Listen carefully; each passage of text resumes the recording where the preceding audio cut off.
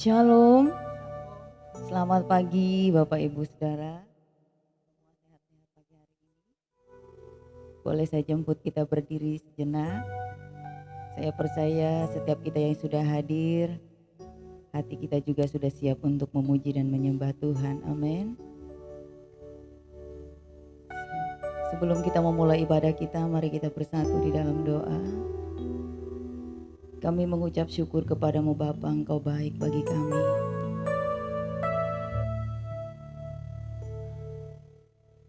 Kami datang di tempat ini ya Tuhan. Kami bersyukur, kami berterima kasih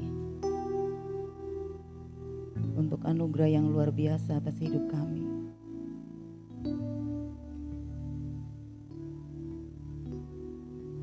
Kami datang, kami membawa hati kami bagi Engkau.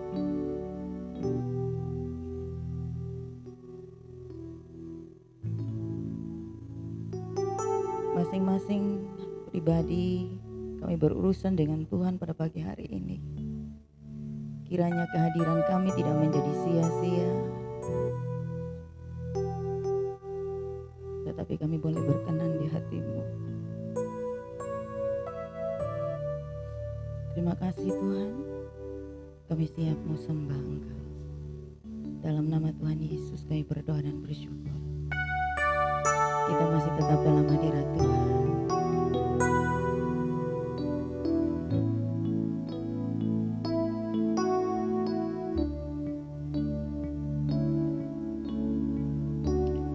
Saat ku menyembah-Mu, Roh-Mu bekerja. Saat ku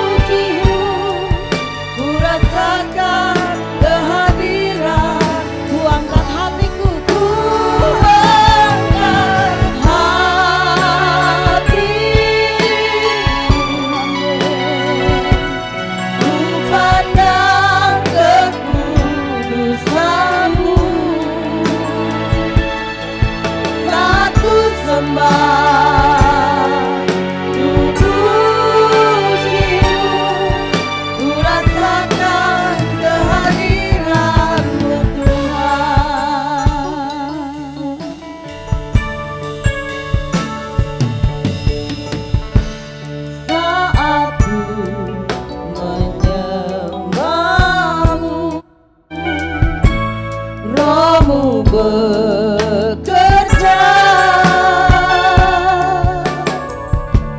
Saat ku memujimu, kau bertata di atas pujian. Ku angkat hatiku, ku pandang kekudusan.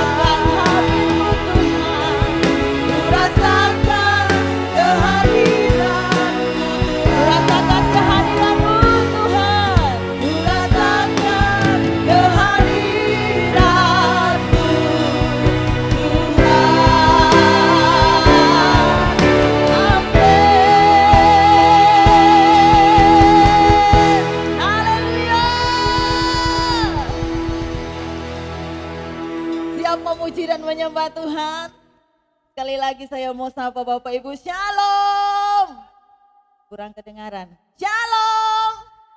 Mungkin karena ada maskernya ya. Haleluya. Kita menaikkan pujian kepada Tuhan. Kita punya sobat yang setia dalam hidup ini. Siapa dia? Yesus namanya. Boleh gerak-gerak ya, goyang-goyang kiri kanan.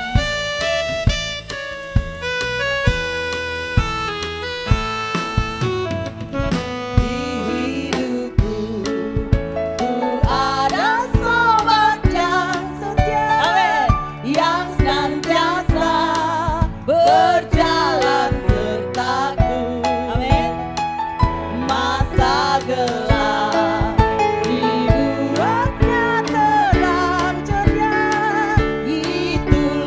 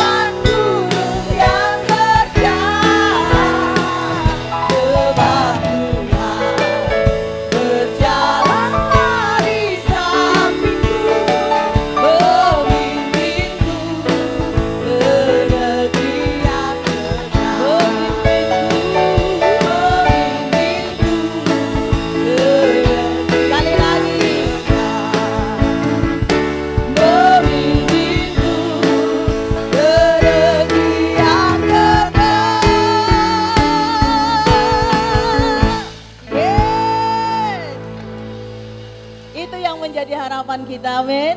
Tuhan pimpin kita terus sampai ke negeri yang kekal. Di mana? Di surga nanti. Haleluya. Kita siapkan hati kita untuk kita sama-sama sambut firman Tuhan.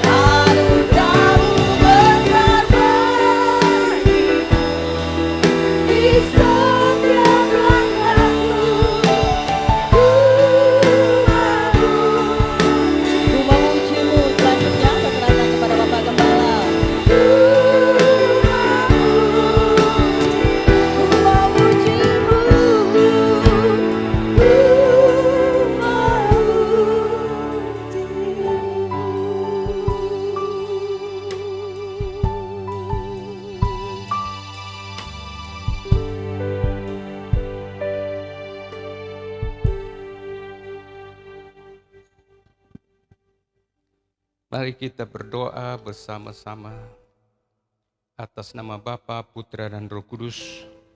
Dalam nama Tuhan Yesus, kami lanjutkan ibadah pagi hari ini. Kami sudah bawa hati kami, pikiran perasaan kami, roh, tubuh jiwa kami.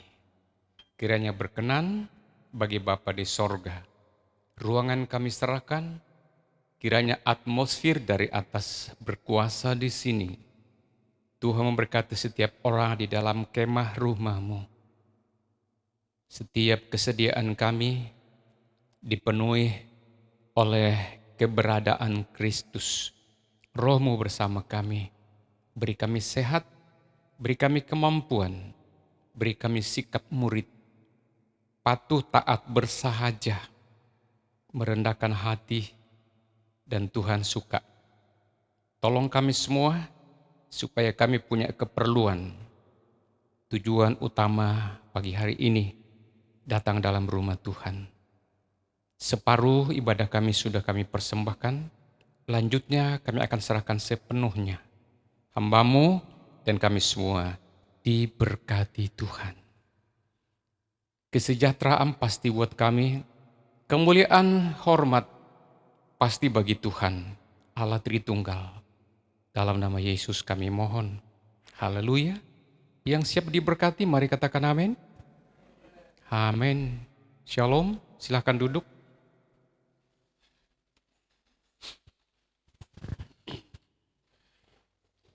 Ya, khotbah kita minggu yang lalu pagi, yaitu tingkap-tingkap kelimpahan. Saya berharap jemaat yang ada di lobi supaya juga mendengar baik-baik. Dengan demikian sempurnalah kehadiran kita dengan kerinduan. Berusaha. Sudah berapa kali saya bilang bahwa kita tidak banyak aktivitas dalam seminggu. 1 minggu sekali kita ketemu, dengan demikian kita manfaatkan dengan baik-baik. Setelah ini, ibadah kita akan kita kelola di rumah-rumah. Persoalannya kesulitan karena masih kita dibatasi dengan protokol kesehatan, jadi kita harus hati-hati. Cuma kalau kita berlanjut begini terus, kita ini lama-lama lemah. Kurang bersekutu dengan Tuhan, dengan sesama. Ada jemaat sampai sudah 1 tahun tidak ibadah. Berkunjung juga kami ke rumahnya kan susah. Nah, kita berdoa supaya jangan sampai ada jiwa yang hilang. Saya berharap saudara-saudara konek-konek dengan kawan, sesama jemaat. Itu perlu dibentuk kelompok komunitas supaya bisa tergembalakan. Ya. Tunggu. Dan sampai hari ini ada jemaat masih ibadah online di rumah. Saya juga bingung akan diapakan, tetap online apa tidak. Karena bikin ibadah online itu betapa susahnya dan repotnya. 1 khotbah 2 kali harus dikelola. Itu kesulitan bagi kami hamba Tuhan, tapi mau tidak mau kami harus kerjakannya. Karena itu kami terpanggil untuk itulah kami ada di sini. Saya berharap sidang tetap bertumbuh dalam kasih Tuhan, sehati dan sepakat. Shalom, di lobi kedengaran? Saya memang putuskan itu salon di lobi tadi karena itu nggak seimbang, keras sekali. Semoga di sana bisa kedengaran. Oke, mari kita baca ayat kita di dalam Yohanes 10 ayat 10. Ini masih dievaluasi lagi. Poin yang pertama yang lalu kita tinggalkan, tinggal kita mau lewat-lewat saja. Kita baca bersama Yohanes 10 ayat 10. Kita bunyi bersama 1, 2, 3, 4. Pencuri datang hanya untuk mencuri dan membunuh dan membinasakan. Aku datang supaya mereka mempunyai hidup dan mempunyainya dalam segala kelimpahan. Jemaat sendiri 1, 2, 3, 4.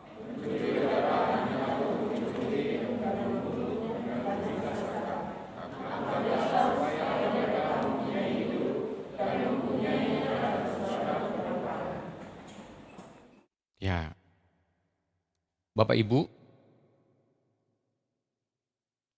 Kalau bicara soal kelimpahan-kelimpahan begini, saudara jangan menganggap itu tidak rohani. Kadang-kadang kalau kita berbicara tentang materi, orang berkata, ini pendeta kok suka ngomong soal uang dan soal materi. Saudara kalau nggak makan, mau jadi apa? Saudara kalau nggak sehat, mau jadi apa? Jadi perlu sehat, perlu ada makan, perlu pinter. Amin. Yang perlu yang terutama adalah connect dengan Tuhan. Saudara mau sembahyang terus, baca Alkitab terus, menyembah Tuhan terus. Puasa enggak? Lemes, sakit, butuh dokter, butuh obat. Ketika saya sakit, ginjal itu meradang, hampir membusuk. Saya punya kawan baik, namanya Sudi Dharma, mungkin sudah hampir semua orang tahu di Jawa Timur, pendeta Sudi Dharma. Punya besan, namanya Dokter Adisan, ahli operasi membongkar ginjal. Ketika saya ke kantornya itu batu-batu ginjal sudah segede, wah besar, sudah banyak orang korban. Ketika ngomong-ngomong dengan dia, saya diperiksa, dia bilang, ginjal Bapak harus dibongkar. Aduh. Itu pertama dia ngomong. Yang kedua, Bapak punya asuransi enggak? Saya bilang, apa itu asuransi? Lalu dia bilang, Bapak kalau disembuhkan Tuhan ini, pulang bilang kepada jemaat, semua jemaat harus ikut asuransi. Banyak jemaat tidak suka asuransi, karena pahamnya, orang ikut asuransi itu berarti meremehkan Tuhan, mengandalkan asuransi. Puji Tuhan, pemerintah keluarkan keharusan, semua orang harus ikut asuransi. Namanya apa itu? Asuransi apa itu namanya? BPJS. Saya bilang, aduh, di Tuhan. Saudara tahu nggak, kalau jemaat sakit, aku dengan istri itu ikut menderita di rumah. Apalagi kalau malam-malam sudah telepon, aku juga lemah. Doa kami yang utama adalah kiranya jemaat connect dengan Tuhan. Doa yang kedua, kiranya jemaat sehat. Muncul pandemi, itu pikiran saya mengembar kemana-mana. Diapakan jemaat ini supaya ada solusi. Karena pekerjaan sudah mulai ditutup sana sini. Jalan sudah mulai ditutup sana sini. Otomatis kesulitan makan jemaat itu nanti. Saya mulai ketakutan. Ini kalau berlanjut, lalu muncul lockdown, orang tidak bisa kemana-mana. Saya bayangkan nih kalau terjadi kelaparan, pasti akan terjadi perampasan di mana-mana. Itu menghantui saya. Lalu saya berdoa, Tuhan bagaimana saya harus kasih solusi kepada jemaat setiap khotbah supaya saya singgung tentang makanan dan kesehatan. Saya connect sebentar. Ayo Mas Yesi tolong balik ke PowerPoint kita. Saya mau mampir-mampir aja. Ya, tingkat-tingkat kelimpahan ya. Kelimpahan. Saudara mau taruh kelimpahan itu di keuangan, di kesehatan, di makanan, di kebahagiaan, dalam jiwa, dalam roh. Saudara butuh yang mana? Yang penuh kelimpahan. Ya, tidak ada yang salah. Mau kejar kelimpahan materi silahkan. Kelimpahan hidup dalam roh silahkan. Kejar kelimpahan dalam jiwa silahkan. Ya, semuanya baik. Itu Kristus merindukan jemaatnya hidup dalam segala kelimpahan, kelimpahan dalam roh, jiwa dan tubuh. Langsung deh. Ya. Itu yang pertama adalah tingkatan pundi-pundi ya, yang lalu kita sudah bahas panjang ini. itu banyak waktu dimakan yang lalu sampai hanya ini yang bisa dijangkau minggu yang lalu itu. Itu tingkatan-tingkatan pundi-pundi. Tingkatan pundi-pundi itu kesimpulannya adalah tidak cukup. Tidak cukupnya kemana? Mana buktinya? Orang yang kaya tadi itu Yesus berkata kamu sudah banyak. Nah, ternyata orang ini nggak bahagia. Lalu ditanya kepada guru, aku harus bikin apa supaya bisa masuk surga dan bahagia? Yesus berkata, buat begini, buat begini, buat begini. Dia bilang, semuanya sudah kau kerjakan. Lalu Yesus akhirnya berkata, satu lagi. Karena kau orang kaya, jual kekayaanmu bagi kepada orang lain. Dia susah dan dia pulang dengan susah, dia ditinggalkan itu Yesus. Berarti orang ini ternyata miskin banget dia. Kekurangan. Tingkatan pundi-pundi artinya tidak cukup. Lebih besar pengeluaran daripada pemasukan. Tahu pundi-pundi? Pundi-pundi itu kantong, kayak kantong kelete atau dompet. Pakai kain dulu. Itu dalam bahasa orang dulu itu pundi-pundi. Pundi-pundi ini dalam konteks judul topik yang kita bicarakan ini berarti ini yang pertama ini orang itu kekurangan, tidak cukup. Tidak bisa berterima kasih. Selalu kurang. Padahal tadi banyak loh. Kurang sedikit aja, mau dibagikan sedikit aja dia sangat sengsara. Saudara, orang yang punya banyak, tetapi nggak dekat dengan Tuhan, sedikit lewat itu sengsara banget loh. Nggak dapat untung yang biasanya dapat. Sekarang kalau lewat, sengsara banget, nyesal banget. Tetapi orang yang nggak punya, dekat dengan Tuhan, punyanya itu rela kasihkan orang semuanya. Karena dia punya berharap, ada sumbernya kok. Ngapain aku takut? Ada sumbernya.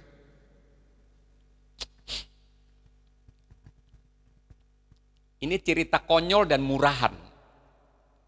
Di rumah kami terjadi. Cerita konyol dan murahan. Kayaknya nggak bermutu disaksikan.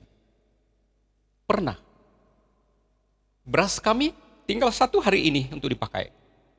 Ini cerita murahan. Ada orang butuh. Kasih dong, kasihan. Kalau kita masak pagi ini nggak ada. Kata orang itu kesaksian murahan di kampung sana. Nggak apa-apa, bagiku berharga. Ntar kita beli beras. Nggak sempat beli beras. Datang beras 25 kilo. Nah mimpi gitu-gitu. Sepertinya nggak ada artinya kan? Oh, kecil aja diurus Tuhan loh. Saudara kalau percaya itu, nggak usah khawatir. Tuhan Yesus selalu berkata, jangan takut. Oke, kita langsung deh. Ya, ini yang kita mau ke sana ini. Yang pertama tadi, kita sudah selesaikan yang lalu ya. Ya. Tingkatan buli-buli. Buli-buli ini, buli-buli itu semacam kendi atau juga tempayan kecil ya. Bisa juga toples. Bisa diisi tepung, bisa juga diisi apa, segala macam. Cairan juga bisa. Nah, tingkatan buli-buli ini artinya cukup. Tadi tingkatan apa yang pertama? Yang pertama tadi.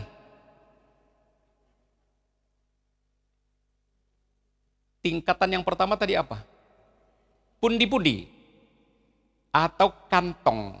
Kantong kolete atau tempat simpan uang. Dompet. Bisa. Kadang-kadang ibu-ibu tuh naruh uangnya di pakai kantong kecil, diselempetkan di mana-mana. Itu di kampung. Sekarang ini buli-buli, cukup. Oke, di sini saya tulis bejana diisi tepung dan tepung tidak habis-habisnya. Buli-buli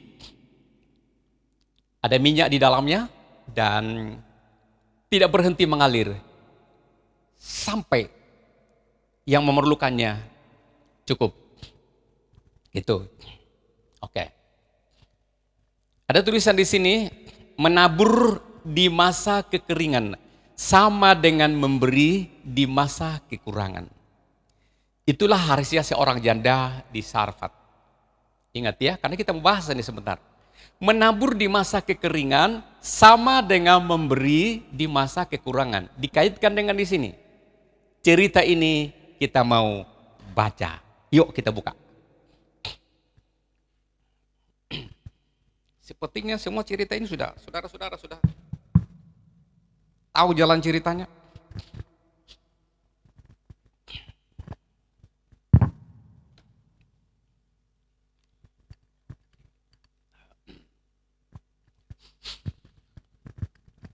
Ayat 10 kita baca dari pasal 17, 1 Raja-Raja pasal 17,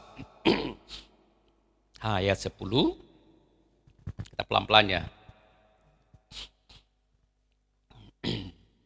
Sudah dengar, saya baca dulu, nanti baru bisa kita lihat di ayatnya. Saya baca dulu ayat 10, 1 Raja-Raja 17 ayat 10, sesudah itu ia bersiap, ini Elia, ayat 10, sesudah itu ia bersiap, lalu pergi ke Sarfat. Setelah sampai di pintu gerbang kota itu, di Sarfat, tampaklah di sana seorang janda sedang mengumpulkan kayu api. Stop dulu. Saya tanya saudara dulu. Saudara membayangkan, ini janda di Sarfat ini lagi asik mengumpulkan kayu api. Kira-kira ini janda kembang apa? Janda mawar apa janda apa? Janda ini sedang membungkuk-bungkuk kumpulkan kayu api. Pertanda orang ini orang gak punya. Mana janda-janda kembar mau kumpulkan kayu api? Dia akan bersolek. Tempatnya bukan di situ. Persoalannya di sini. Apakah Tuhan salah perintahkan kepada Elia? Pergilah ke sana. Ada orang akan memelihara hidupmu. Sampai ke kota itu dia melihat, bukankah orang ini? Tetapi ia diyakinkan oleh suara hati dari Tuhan bahwa itu dia, janda yang hebat. Elia berkata dalam hatinya, hebat apanya? Orang sudah bungkuk sedemikian, apanya yang diperlukan? Kayu api. Artinya ada pertalian dengan kehidupan sehari-hari. Kayu api baginya itu pertanda ini orang gak punya. Saya lanjutkan. Ia berseru kepada perempuan itu. Ini Elia. Katanya, cobalah ambil bagiku sedikit air dalam kendi supaya aku minum. Enak saja ini orang ini ya. Mbah lagi ngumpulin kayu api, bukan kayu yang besar loh saudara. Ranting-ranting rontok itu yang sudah sedikit bisa dipakai untuk menyalakan api. Ya, Bapak Ibu, hebatnya lagi dalam firman Tuhan ini dikatakan, hamba Tuhan ini, Elia ini kita kategorikan Tuhan. Ya, layak loh dikategorikan Tuhan. Dia hatinya Tuhan dalam dia. Luar biasa di hamba Tuhan ini. Ia berkata kepada perempuan ini, cobalah, berikan aku sedikit air minum di dalam kendi itu. Janda ini menoleh, dan siapa gerangan suaranya kok enak sekali. Enak banget lu. Gua lagi gak minum sama anakku, gak makan, sekarang kok enak-enak mau minta tuh air minum di dalam kendi tinggal sedikit banget tahu. Perempuan ini karena menghargai, dirasa dalam dirinya ini simbol dari Tuhan. Dia berikan. Sudah minum, dia bilang lagi, bu, aku minta roti. Ibu yang itu berkata, aku tidak punya roti, tidak punya makanan, tidak punya singkong, tidak punya nasi, tidak punya apa. Di dalam tempayan ini hanya ada sedikit tepung. Sekarang aku sudah daftar antri untuk mati. Aku minum seteguk air ini. Dan roti yang segenggam ini akan kubikin makanan, aku makan dengan anakku. Setelah itu kami ikut mati bersama dengan yang lain yang sudah menggelimpangan di mana-mana secara massal. Tetapi hamba Tuhan berkata, baik, aku tahu, pulanglah dan bikinlah seperti yang kau bilang itu. Bikin untuk dirimu dan anakmu dan kau mati. Tetapi, aku minta dulu, bisa enggak? Bapak Ibu mari kita renungkan. Sanggupkah kita sedemikian? Bisa enggak mengutamakan Tuhan? Tuhan berkata ya betul. Kembali lagi kita simbolkan Elia adalah simbolnya Tuhan. Ia berkata ya aku tahu engkau akan mati. Engkau bikin roti kau makan dengan anakmu kau mati. Tapi berikan aku lebih dulu. Bikinkan kecil saja enggak usah banyak-banyak.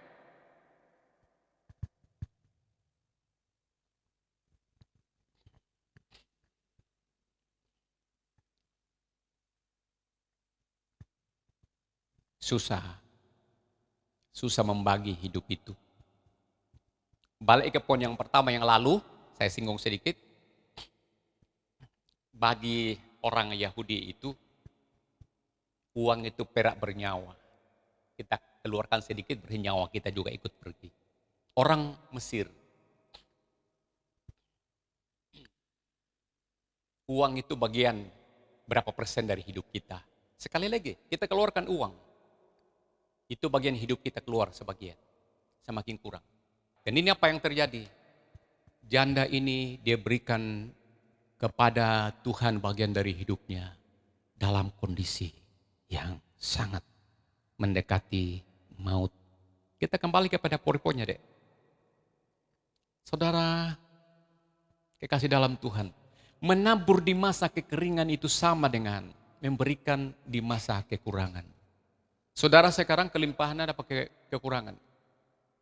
Cukup ya? Cukup. Cukuplah dirimu dengan apa yang ada. Berpadanan dengan apa yang ada. Pada akhirnya saudara, ini tidak habis loh. Ini ngalir terus. Yang tidak habis. Tuhan itu tahu. Menabur di masa yang kering.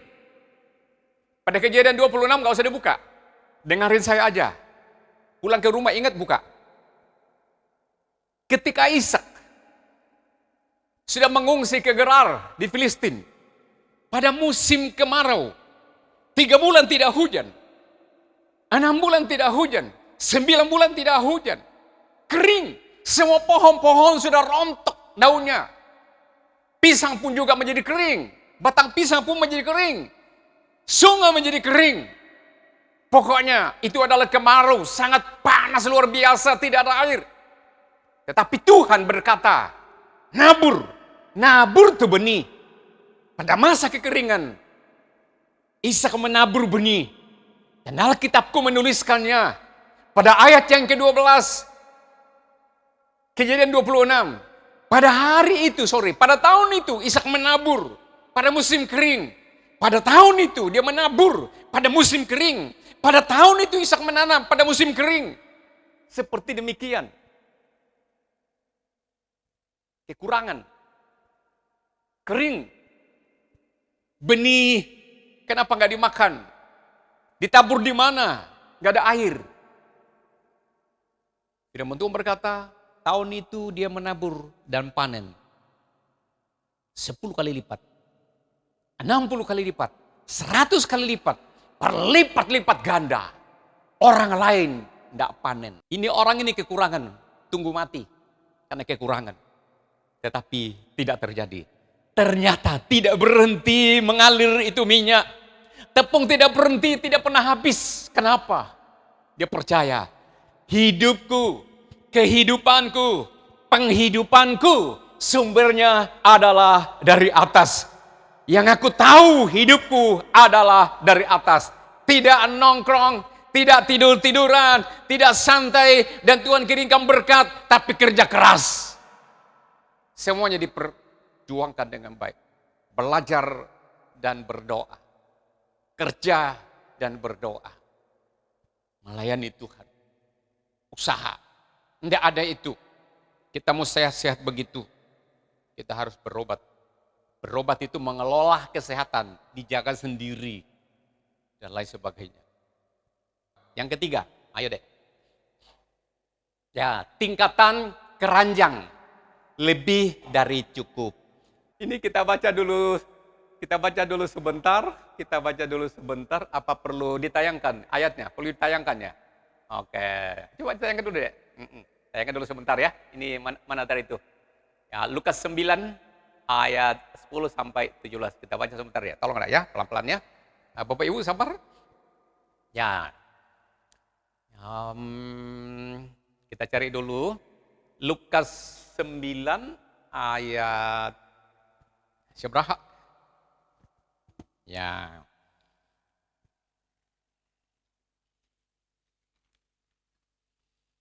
Sepuluh sampai 17. Itu judulnya, Yesus memberi makan 5.000 orang. Beda dengan yang di Yohanes. Ya, setiap penginjil itu menulis Injilnya, tulisannya beda, gayanya dimulai dari mana, pakai bahasa mana. Nah, tapi pada hakikatnya semua ketemu. Ya, ayat 10 mulai ya. Sekembalinya rasul-rasul itu menceritakan kepada Yesus apa yang telah mereka kerjakan. Lalu Yesus membawa mereka dan menyingkir ke sebuah kota yang bernama Betsaida.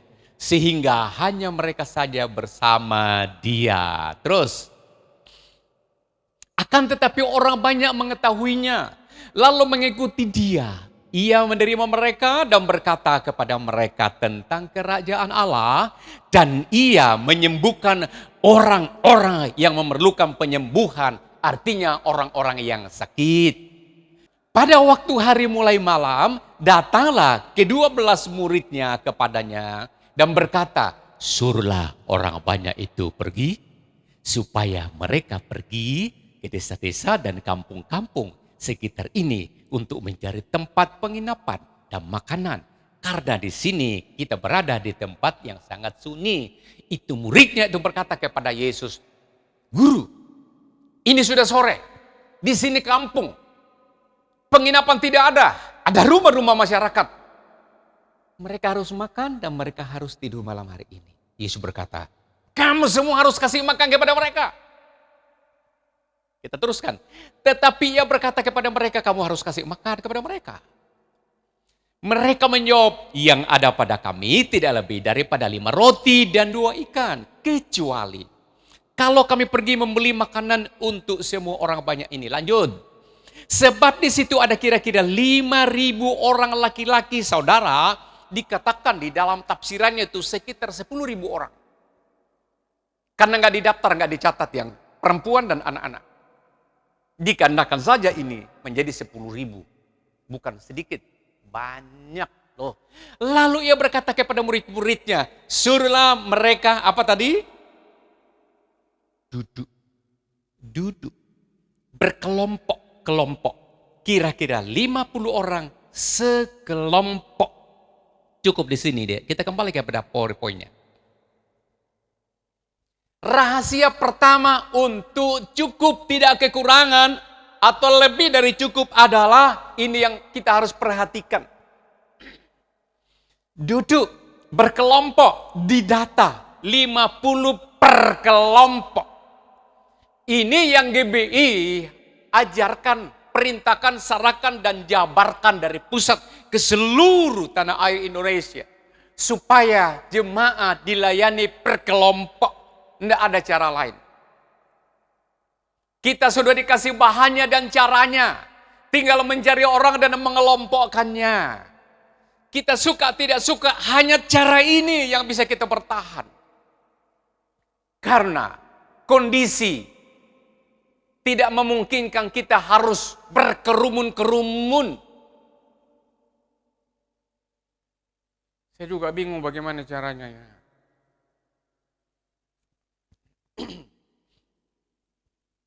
Ku cari di firman Tuhan, iya, kok harus duduk, harus berkelompok-kelompok, tidak boleh banyak-banyak.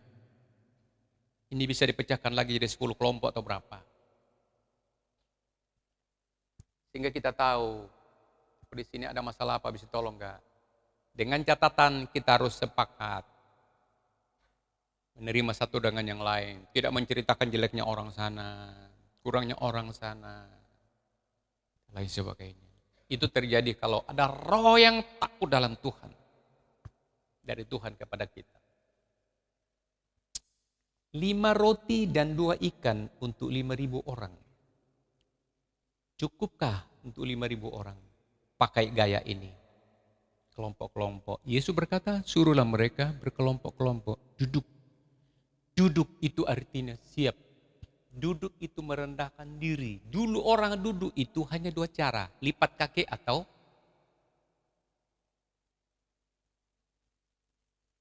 ya, permisi. Ya, kalau perempuan tuh duduknya begini. Ya kan? Nah, yang kedua, gini.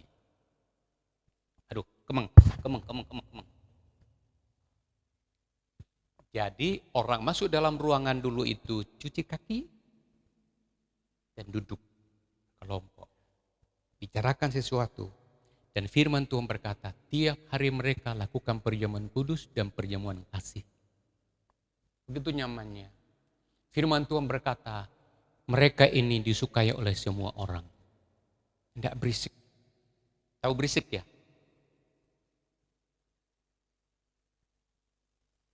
Ya, berisik itu bikin gak enak kuping. Bapak Ibu, ini rahasia ini duduk. Berapa minggu yang lalu saya sudah khotbahkan tentang duduk itu. Duduk itu dua hal yang bisa kita dapat. Itu kalau dipanggil oleh otoritas. Naik atau turun. Tetap atau keluar. Nah, ini duduk diberkati, diajari. Dan kasih contoh seperti begini.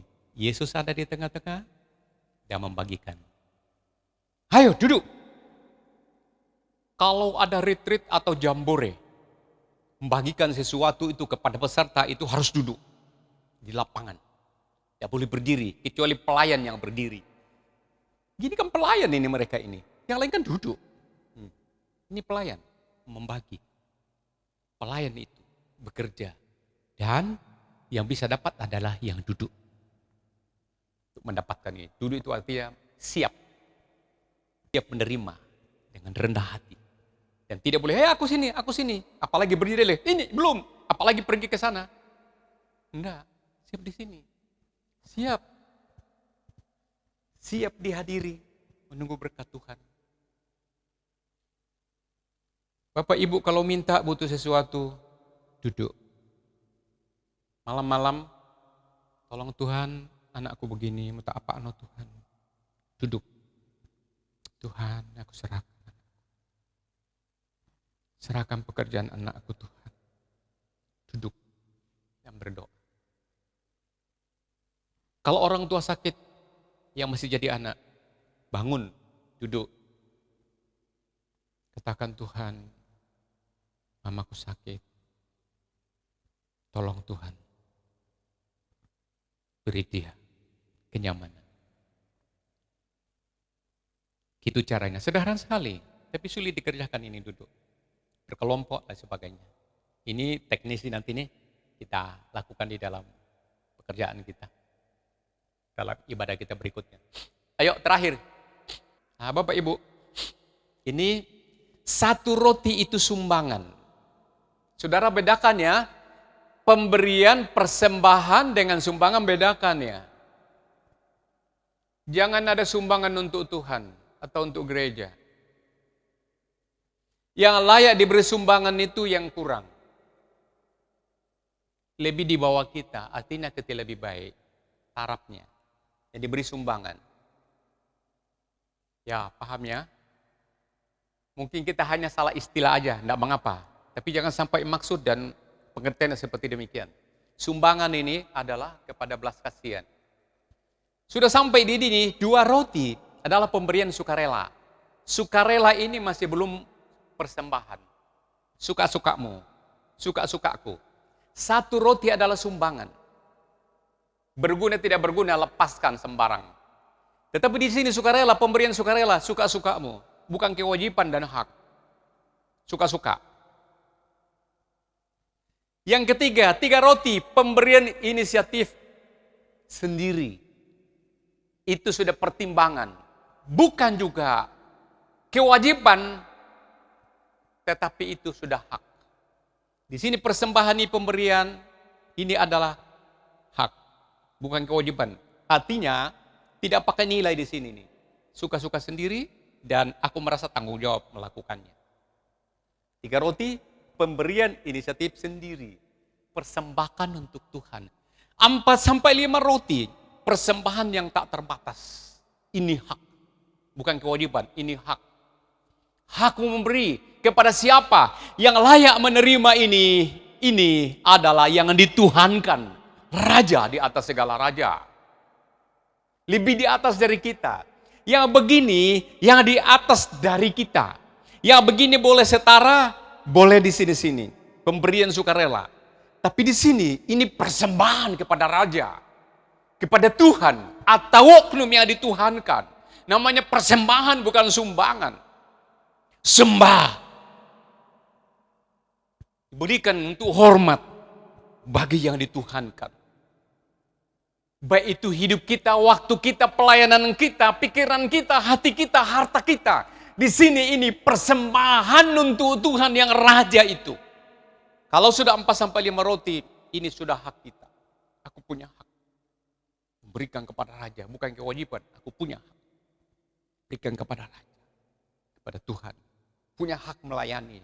Karena aku ini sudah dilayani. Sudah diselamatkan oleh Tuhan. Anak dibekali tadi, berarti yang 5 roti tadi 2 ikan itu berarti anak ini diberikan 3 roti dan 3 ikan dan 6 roti. Saudara, milik dia hanya 1. Yang 2 ikan di sini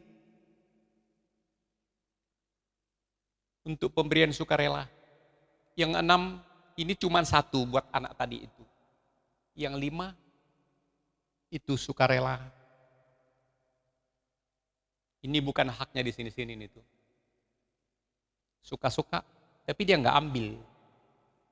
Dia hanya 1, sedikit kebutuhan aja saja. Saudara, coba kita mikirin begitu. Kita berikan persembahan kepada Tuhan, cuma sekian persen dia anak itu dia pakai. Selebihnya dia kasihkan. Terakhir yuk, terakhir. Kita mau tutup. Ya, tingkatan lumbung. Ini Kejadian 39 ayat 2 sampai ayat 5 dan kemudian ada lagi ayat yang ke-26 kalau nggak salah di situ. Ya, mau baca dulu sebentar ini kejadian ini. 39 ayat 2 sampai 5 dikatakan, tetapi Tuhan menyertai Yusuf sehingga ia menjadi seorang yang selalu berhasil di dalam pekerjaannya. Maka tinggallah ia di rumah tuannya orang Mesir itu. Setelah dilihat oleh tuannya bahwa Yusuf disertai Tuhan, bahwa Tuhan membuat berhasil segala sesuatu yang dikerjakannya. Tuhan membuat berhasil segala yang dikerjakannya. 4. Maka Yusuf mendapatkan kasih tuannya dan dia beroleh melayani dia. Kepada Yusuf diberikannya kuasa atas rumahnya dan segala miliknya diserahkannya pada kekuasaan Yusuf. Dan ayat yang ke-5, sejak ia memberikan kuasa ke dalam rumahnya dan atas segala miliknya kepada Yusuf, Tuhan memberkati rumah orang Mesir itu. Luar biasa. Ayat 23. Ayat 23. Dan kepala penjara tidak mencampuri segala yang dipercayakannya kepada Yusuf, karena Tuhan menyertai dia. Dan apa yang dikerjakannya dibuat Tuhan berhasil. Rahasia berhasilnya orang muda ini apa? Jujur, tulus, ikhlas. Kita semua karyawan, pendeta itu karyawannya Tuhan, jemaat adalah karyawannya bos, kita karyawannya negara. Mari kita kerja jujur, tidak perlu diawasi. Ada yang mengawasi kita, bukan setan, bukan Tuhan, bukan siapa, tapi diri sendiri aja. Paling dekat yaitu hati. Hati yang memimpin kita. Kita mau mengerjakan seperti apa? Kita melayani. Ada hati yang mengawas kita. Menuntun kita. Kita kerjakan dengan baik. Apa saja yang kita kerjakan. Pemimpin yang terdekat adalah hati. Bukan bos kita. Bukan guru kita, anak-anak sekolah. Bukan orang tua kita, anak-anak. Pemimpin terdekat adalah hati. Kalau hati mengontrol kita, pasti kita berdebar-debar. Yusuf ini diberikan kemampuan menghidupi dunia 7 tahun. Orang-orang Israel pun ke Mesir. Bapak ibunya pun ke Mesir mencari makan. Yang mengatur ekonomi dunia adalah seorang Yusuf. Alkitab berkata, apa saja dikerjakan, dibuatlah Tuhan berhasil.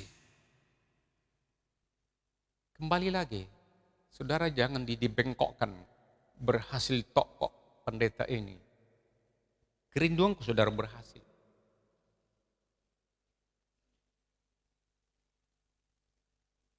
Berapa hari yang lalu saya dikirimi foto anak Bekasi, namanya Rini. Itu sekolah minggu saya, dia connect saya kemana-mana. Dia kirim, istri saya lihat tulisan itu. Ada foto gambar Yesus di dinding apa di mana gitu. Lalu ada tulisan saya, dikirim, Om. Coba Om lihat ini tulisan ini. Itu 40 tahun yang lalu, saya sudah jadi pendeta pembantu. Anak ini kelas 4 SD, cewek. Sekarang sudah menjadi salah satu majelis gereja GKI di Bekasi. Dia kirim itu tulisan sama foto Tuhan Yesus. Tulisanku begini. Adek, lihat di sampingmu ada foto siapa? Itu berjuang supaya engkau jadi orang baik dan setia selalu kepada Dia. Tulisanku. Lalu istriku lihat, ini siapa ini? Dulu papa pacaran sama anak ini. Saya bilang, Ma, saya sudah pendeta pembantu. Anak itu kelas 4 SD. Tapi saya kemana-mana, anak ini ingat. Dan dia berkata, Om, aku tuh berdoa buat Om terus.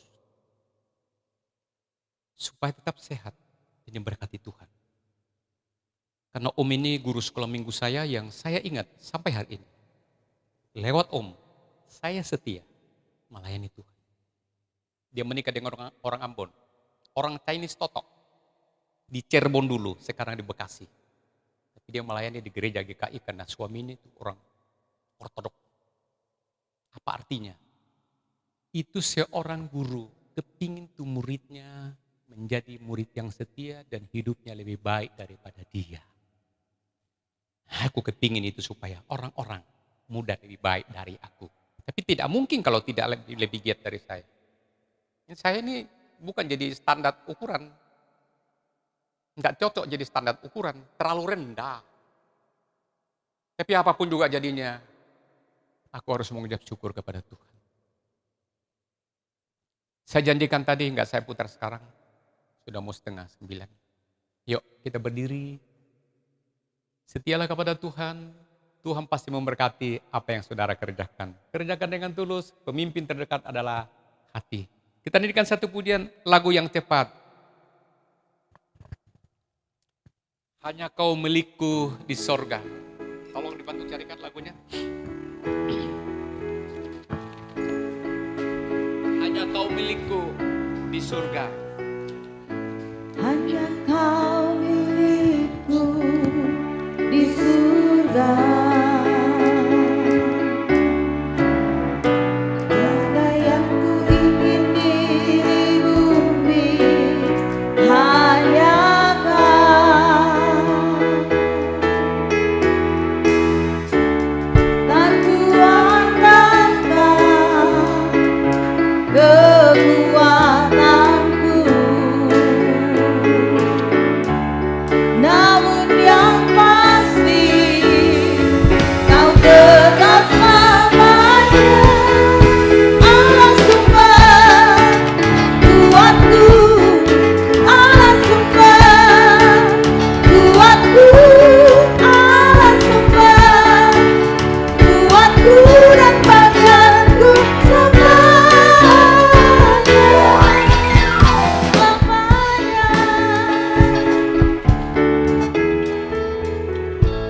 Ada tulisan di biskota, sesama biskota tidak boleh saling mendahului. Hanya kau milikku di surga. Tiada yang ku ingin di bumi, hanya kau. Tak ku andalkan kekuatanku, Namun yang pasti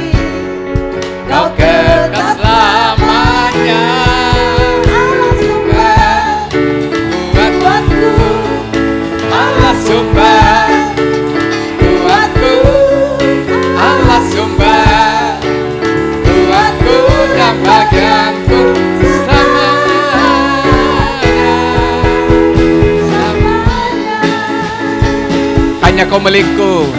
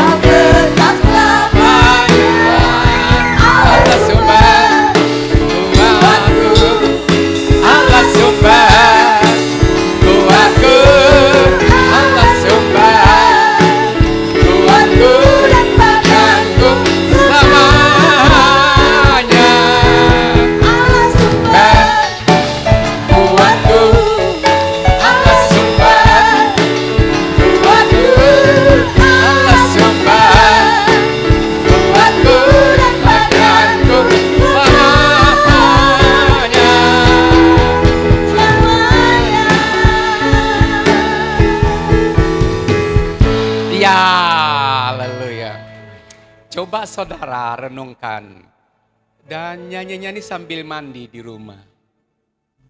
Hanya Kau milikku di surga, tiada yang ku miliki di bumi. Hanya Kau, tak ku andalkan kekuatanku. Saudara mengandalkan kekuatan? Nggak bisa apa-apa. Kita nggak punya apa-apa. Mari kita berdoa. Tuhan Yesus, kami hanya berharap sama Tuhan saja. Hidup ini tidak ada apa-apanya. Hanya karena anugerah saja kami hidup. Terima kasih Tuhan Yesus. Terima kasih Tuhan Yesus. Kami hidup karena kebaikan Tuhan. Kami hidup karena kebaikan Tuhan. Dan kami ingin melayani Tuhan. Hidup ini hanya sementara. Kalau kami hidup karena Tuhan mau kami berbuat sesuatu. Masih ada waktu, terima kasih banyak Kau berikan buat kami. Kami mau setia sama Tuhan. Kami mau berbuat berguna untuk orang lain. Syukur ya Allah, ya terima kasih banyak. Terima kasih Tuhan. Kami melayani karena kebaikan Tuhan jua. Umat ini punya-Mu. Tolong mereka, tolong umat ini Tuhan. Berkenan di hadapan Tuhan. Pekerjaan, keluarga semuanya. Berkati ibadah kami sore, juga siang nanti. Paskah supaya kami tidak lalukan, kami tidak sia-siakan. Paskah ini, Paskah anugerah buat kami. Terima kasih banyak, terima kasih. Demi nama Yesus kami berdoa, mengucap syukur. Haleluya, amin. Sementara Bapak Ibu persiapan persembahan sekarang.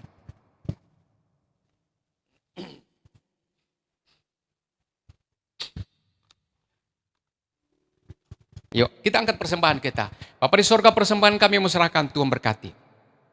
Dalam nama Bapa, Putra dan Roh Kudus, kami diberkati dan Tuhan dipermuliakan. Haleluya. Kita angkat kedua tangan kita. Saudara, dengan iman pulanglah dengan damai sejahtera. Bawa pulang berkat damai sejahtera. Diberkatilah engkau dalam rumah. Diberkatilah engkau di luar rumah. Diberkatilah engkau di dalam pekerjaan, di kantor, di mana-mana. Anak-anak sekolah diberkati Tuhan. Indonesia diberkati Tuhan. Hari ini selama-lamanya, atas nama Allah Bapa, Allah Putra, Allah Roh Kudus, dalam nama Yesus Kristus Tuhan, haleluya. Dengan pujian kepadamu ya Yesus Tuhan. Banyak hari ku beri penghormatan kepadamu ya Allahku.